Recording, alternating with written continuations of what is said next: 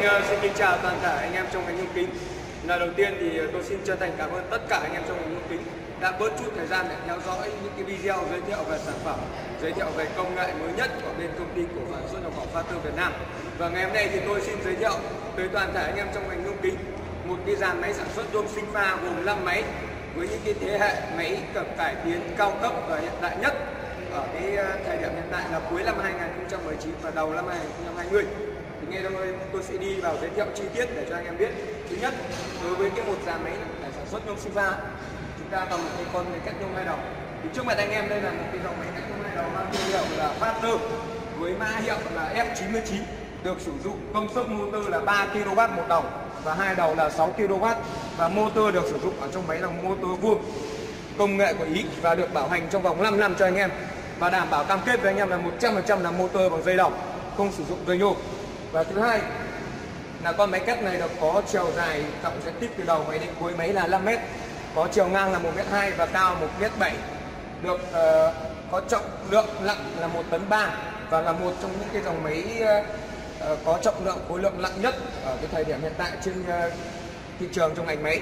Và máy này được sử dụng hoàn toàn bằng thân vệ là bằng sắt hộp, không sử dụng tôn thép mỏng. Anh em có thể nhìn thấy này, toàn bộ sử dụng là thép hộp hết này. Cho nên anh em dùng thì đảm bảo sẽ không có sự rung lắc và sự ổn định rất là cao. Ở đây thì anh em có thể nhìn thấy máy được quay được 3 góc 45, 90 và 135. Mặt trước của máy được sử dụng bằng mạ thép, bằng thép nguyên tấm. Đấy, thép nguyên tấm này, chống bị han rỉ, cong vênh. Đấy, không có sự chấp vá giữa các chi tiết của cơ khí của máy. Sử dụng đầu máy 1 là một vít tông kẹp liền khối, đầu máy 2 gồm có 2 vít tông kẹp. Đấy. Ở đây thì có một chi tiết nữa là đối với hệ thống lưỡi. Hệ thống lưỡi đưa ra rất là nhỏ. Khi bên nhà máy người ta thiết kế như này, tức là cái hệ thống lưỡi của bên chúng tôi là được thiết kế cái độ chính xác gần như là 100%, chống sự biêng lắc khi anh em sử dụng. Đấy. Chụp của chúng tôi thì thiết kế hệ thống chụp lên xuống theo phương thẳng đứng, sẽ tiết kiệm diện tích và cái tính thẩm mỹ cho anh em rất là nhiều. Ở đây thì máy được sử dụng dây trục là phi 42, dây tròn, bẹt liền thân và thước cái đập khắc CNC và có lẹp nhôm ở ngoài, chống bị cong vênh hoặc là sử dụng một thời gian dài thì có thể bị mờ số. Cho nên cái vấn đề đấy là sẽ không bao xảy ra đối với con máy cắt hai đầu F99 này cả. Toàn bộ bảng điều khiển của chúng tôi được Việt hóa bằng tiếng Việt, dễ dàng cho anh em khi sử dụng. Ở đây là chúng ta có thể nhìn thấy là chuẩn góc của đầu máy thứ nhất 45, 90 và 135, sử dụng cùng một lúc hai đầu hay là từng đầu một. Chuẩn góc đầu máy số 2 dừng khẩn cấp, nút kẹp, khởi động motor, dừng motor và nút cắt. Tất cả ở đây thì chúng tôi được sử dụng bằng Việt hóa tiếng Việt hết. Và đặc biệt ở đây anh em có thể nhìn thấy một chút nữa là chúng ta có thêm hệ thống kính lúp và đèn led để chúng ta hỗ trợ khi sản xuất vào trời mùa đông hoặc trời tối. Anh em có thể làm tăng ca, và tất cả những cái hệ thống phòng bi của cái đầu máy số 2 khi anh em di chuyển thì đều được bảo vệ bằng một hệ thống cao su ở ngoài, chống bị những cái bụi bẩn hay là những cái mạt nhôm nó bắn vào trong cái vòng bi làm han rỉ hoặc là làm bị chết cái vòng bi trong khi anh em kéo ra, bị gây ra xước cái đường dây và bị hỏng đường dây, rất là nguy hiểm. Và sau đây tôi sẽ giới thiệu về hệ thống tủ điện của máy. Hệ thống tủ điện của máy chúng tôi chia làm hai khoang, khoang trên là sử dụng hệ thống điện, khoang dưới là sử dụng hệ thống van điện tử. Toàn bộ máy của chúng tôi sử dụng khoang trên là đều là tách biệt riêng biệt hết. Hai con áp sử dụng cho hai đầu máy riêng biệt, hai con dơ lê khởi động từ, một con cầu chì chống ngược pha, dơ lê thời gian và những con timer để bảo vệ motor cho anh em khi sản xuất. Ở dưới thì chúng ta có thể nhìn thấy là hệ thống van điện tử được tách rời, và tất cả những hệ thống chân van điện tử chúng tôi đều bơm keo chống bị rò rỉ hơi hoặc là dùng một thời gian nó bị oxy hóa, là vấn đề đấy sẽ không có. Và toàn bộ dây điện của chúng tôi sử dụng dây bọc, dây đồng 100%. Đấy, anh em nhìn rất là chắc chắn. Đường sau của máy thì ở đây anh em có thể nhìn thấy là tổng quan là có 3 bít tông. Thứ nhất là bít tông chuẩn góc rất là to, sử dụng bít tông đúc bằng nhôm. Đấy. Chuẩn góc được 3 góc rất là to và khỏe. Thứ hai là bít tông hơi và bít tông dầu được làm thiết kế gần như nhỏ vào một lửa ở trong đầu máy, sẽ giúp chúng ta khi đẩy cái motor ra ngoài ấy, sẽ được khỏe hơn và chắc chắn hơn rất là nhiều so với những cái dòng mà bít tông được lắp rời ra ngoài như này. Và một cái điều lưu ý cho tôi khi anh em đi xem máy là hệ thống motor. Hệ thống motor ở đây chúng tôi sử dụng hệ thống động cơ 3 kW và công nghệ của Ý, bảo hành motor cho anh em là 5 năm. Sử dụng hệ thống đường dây vuông CNC, khi anh em đưa lưỡi ra ấy, thì đối với cái dòng dây vuông nó sẽ ổn định hơn rất là nhiều. Và ngoài ra thì chúng ta có thể nhìn thấy là có thêm cả hệ thống vòi bơm dầu trực tiếp vào đường dây. Khi anh em sử dụng một thời gian dài ấy, cái đường dây sẽ bị khô và dẫn đến tình trạng lưỡi đưa ra bị giật, và cái độ chính xác khi cắt là sẽ không còn nữa. Và chúng tôi đã khắc phục cái điều đấy bằng một cái hệ thống bơm dầu trực tiếp lên hệ thống dây. Đấy. Anh em dùng rất là ok. Hệ thống can định dầu thông minh giúp chúng ta kiểm soát được cái lượng dầu và giúp chúng ta lọc cái lượng dầu khi chúng ta bơm dầu vào trong. Những cái vấn đề này tuy là nhỏ nhưng mà rất là lan giải. Khi anh em dùng một thời gian là cái dây dầu thường sẽ bị tắc sẽ dẫn đến tình trạng là không phun được vào lưỡi, và lưỡi dẫn đến tình trạng lưỡi sẽ hỏng nhanh hơn. Và đây chúng tôi đã khắc phục những cái điều đấy cho anh em có thể nhìn thấy. Chúng ta kiểm soát được cái lượng dầu bơm ra. Đấy. Đầu máy số 2 thì cũng tương tự. Còn ở đây thì anh em có thể nhìn thấy là một cái dây xích rất là chắc và khỏe để bọc cái dây hơi và dây điện, tránh những cái con côn trùng hoặc những con chuột bọ chúng ta chui vào trong cắn dây hơi hoặc dây điện của chúng ta. Đấy. Đây anh em có thể nhìn thấy là cái bít tông chụp này cũng dùng hệ thống bít tông gọi là liền khối. Đấy. Rất là khỏe và chắc cho anh em dùng. Vấn đề thân bệ của máy thì em có thể nhìn thấy là đối với cái dòng máy hai đầu F99 của chúng tôi thì nó sẽ có sự khác biệt, tức là tâm giữa hai cái đường dây nó sẽ rộng hơn những con máy 08 hoặc 09S trên thị trường. Đối với con F99 này của chúng tôi thì tâm nó rộng tầm khoảng 50 đến 55 phân, và nó rộng hơn cái dòng 08 hoặc 09S trên thị trường, nó rơi vào tầm 40 đến 45 phân thôi. Và đặc biệt một cái điều nữa là ở hai cái đường dây gắn trên hai bên thân bệ máy này, chúng tôi đều đính thêm một cái lớp thép chạy dọc từ đầu máy đến cuối máy, dày tầm khoảng 5 phân, để giúp khi anh em di chuyển cái đầu máy số 2 ra nó không bị võng và bị lặng khi anh em di chuyển một thời gian dài. Vì cái đầu máy 2 nó thiết kế rất là nặng. Đấy, giúp cho anh em di chuyển đầu máy ra nó ổn định hơn và nó được lâu dài hơn rất là nhiều. Ở đây thì sẽ có thêm hai hệ thống giá phụ giúp anh em di chuyển đối với những cây nhôm dài hoặc ngắn khi chúng ta cắt.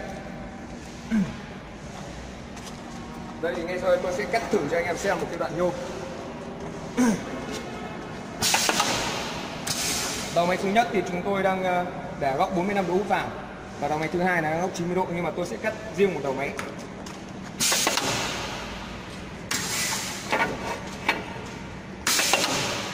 Tôi sẽ cắt thử cho anh em tầm khoảng 50 lần, cắt cho anh em xem với cái hệ thống máy cắt của chúng tôi với động cơ 3 kW.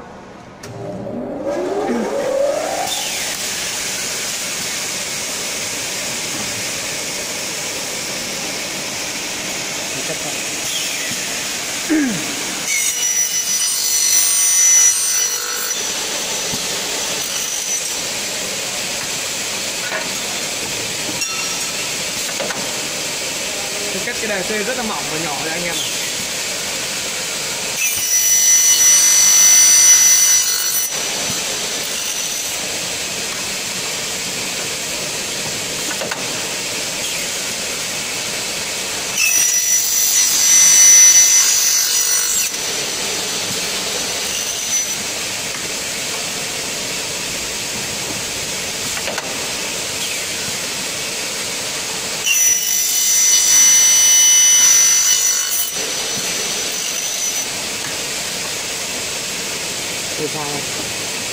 Tôi xa quay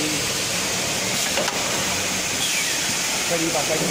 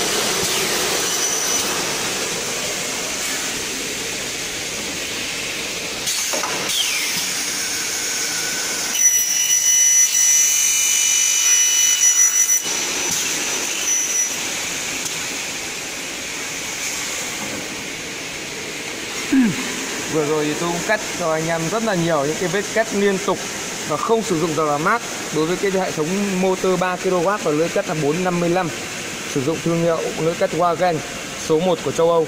Anh em có thể nhìn thấy cái đường cắt hiện tại rất là sắc nét và không có ba vía. Đấy. Và anh em có thể nhìn thấy là những cái đề C nó văng ra nó rất là mỏng ở đây này. Tôi cắt với những cái đề C rất là mỏng như này. Anh em có thể nhìn thấy này. Chứ không mà bị tình trạng cuốn nhôm mà trong máy dẫn đến tình trạng là hỏng lưỡi. Đấy. Thì trong một cái dàn máy sản xuất nhôm sinh pha ấy, thì gồm có 5 máy chính. Và vừa rồi thì tôi đã giới thiệu cho anh em với một cái dòng máy cắt nhôm 2 đầu F9 công nghệ mới nhất hiện tại. Và sau đây thì tôi sẽ giới thiệu thêm anh em một cái dòng máy, đó là dòng máy phay đầu đố. Thì đối với cái dòng máy phay đầu đố này thì với chúng tôi là dòng máy phay đầu đố thay dầu nhanh cao cấp, sử dụng hệ thống motor 3 kW và hệ thống cổ bi là 3 cổ bi, gồm có tất cả cho anh em là 5 hệ thống lưỡi dao. Khi anh em mua cái dòng sản phẩm máy phay đố bên chúng tôi sẽ được tặng kèm theo là 5 hệ thống lưỡi dao, gồm cho 2 lưỡi xịt pha, 2 lưỡi PMA và 1 lưỡi Việt Pháp, cho anh em có thể dùng đầy đủ các hệ nhôm trên thị trường. Và đối với con máy này thì bên chúng tôi là sử dụng hệ thống bảng điều khiển là bảng điều khiển tiếng Việt. Mạch thép của máy là được sử dụng mạch thép nguyên tấm, được tôi luyện rất là già, không có độ cong vênh.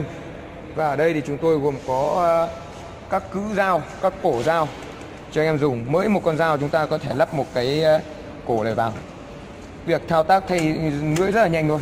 Chúng ta chỉ cần bật công tắc, rút chốt, thay chốt vào và ấn công tắc lại, khóa cứ, di chuyển những cứ đến cái mức đến cái cứ đã đánh dấu sẵn và chúng ta khóa cứ. Và chúng ta đã xong vấn đề thay dao, nó rơi vào tầm khoảng hơn 1 phút một chút. Là anh em đã thay một con dao xong rồi, anh em làm được. Đấy. Thì ngoài con máy phay đầu đố này ra thì chúng ta cần sử dụng thêm một con máy ép góc. Nó dùng được cho những cái hệ nhôm nào mà chúng ta có thể là có kê để ép góc và có cái độ nhôm đủ dày để chúng ta làm. Thì ở đây thì chúng tôi đang trưng bày cho anh em thấy là một con máy ép góc sinh pha thế hệ mới nhất, cỡ lớn, dùng cho tất cả các loại nhôm có thể ép góc được trên thị trường. Và toàn bộ máy của chúng tôi được cải tiến là mặt trước của máy được sử dụng bằng thép trắng không rỉ. Đấy, anh em có thể nhìn thấy. Sử dụng 3 hệ thống piston kẹp. Toàn bộ mạch của nó sử dụng mạch bằng meca. Đây cũng thế. Thép trắng không rỉ. Hai cái giá của nó và cái mặt trên là sử dụng meca. Ở đây thì chúng ta sẽ sử dụng bằng hệ thống đồng hồ điện tử để chỉnh các hành trình của con dao. Khi chúng ta ép cờ đi hoặc cờ sổ thì chúng ta sẽ sử dụng các đồng hồ này định vị cái lưỡi gà, hoặc kết hợp sử dụng đồng hồ cờ đi cờ sổ, hoặc là định vị những cái hệ thống lưỡi dao. Hoặc là có toàn bộ cái bảng điều khiển của con này chúng tôi cũng Việt hóa sang hệ thống tiếng Việt cho anh em dùng. Và đây là cái thành phẩm của chúng tôi sau khi ép xong với cái góc cắt dốc ép rất là khít này. Chúng ta gần như là dơ lên là sẽ không nhìn thấy, hoặc là nhìn như này anh em không biết là nó có ép hay không này. Nhưng mà thực ra đây này, anh em có thể nhìn thấy này, hai con dao khi khấn vào nó rất là đều nhau. Và con dao này khấn vào là khấn một lần chứ không phải làm nhiều lần, khấn một lần. Và cái đường khấn này, cái góc cắt này, chúng ta phải sử dụng một con máy cắt nó rất là chuẩn xác và không có sự bao vía thì chúng ta ép mới được ra cái thành phẩm như này. Đối với cái dòng máy sản xuất nhôm sinh pha là con chuẩn nhất là chúng ta phải dùng con cắt. Con cắt là con quan trọng nhất trong cái dàn máy sản xuất nhôm sinh pha để ra một cái thành phẩm. Đây cả hai bên này. Đấy.